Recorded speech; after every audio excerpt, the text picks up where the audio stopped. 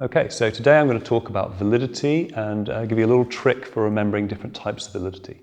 So validity refers to the way in which you tell whether a test or an experiment you've done is measuring what it's supposed to measure or what it claims to measure. We usually distinguish between two types of validity: internal validity, which is whether it's related to the underlying theory or whether the variables that you're measuring are actually the ones that you think you're measuring, and then external validity, which is whether the research will apply outside the experimental situation. Now that's pretty easy, that's pretty general, different types of validity, but there are some different specific types of validity you need to know about. First, there's face validity.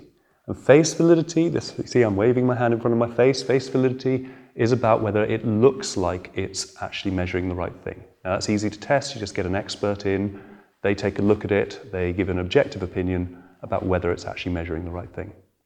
Slightly harder to test, but similar, is construct validity. For this, imagine I'm putting some Lego together here. Construct validity is whether it actually relates to the underlying concept. And that's very hard to test because you often have to actually test whether the underlying concept itself is valid. So this can take years of testing and comparison between different types of research. Much easier is concurrent validity.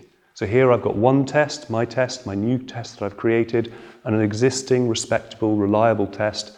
I simply test the same people with both tests, and if I can get a correlation between the two, then I've got concurrent validity and I can rely on my new test. Related but a little bit tougher is predictive validity, so I'm pointing off into the future. And with predictive validity, what I'm looking for is whether the tests in my situation relate to how somebody will behave in the future. So I might use that to see if IQ will predict your A-level results or your GCSE results. Now all of those are really internal validity. If we're studying about external validity, we can also use a point. We can do either temporal validity or cultural validity. Okay, so those two are whether the tests that I've done in my lab will relate to people in other times or other cultures. And finally, the one you all love, ecological validity.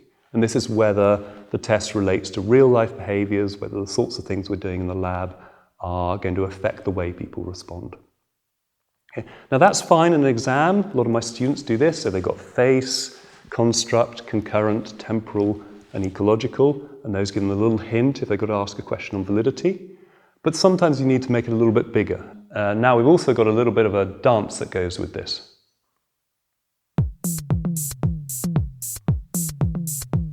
So face, construct, concurrent, predictive, temporal,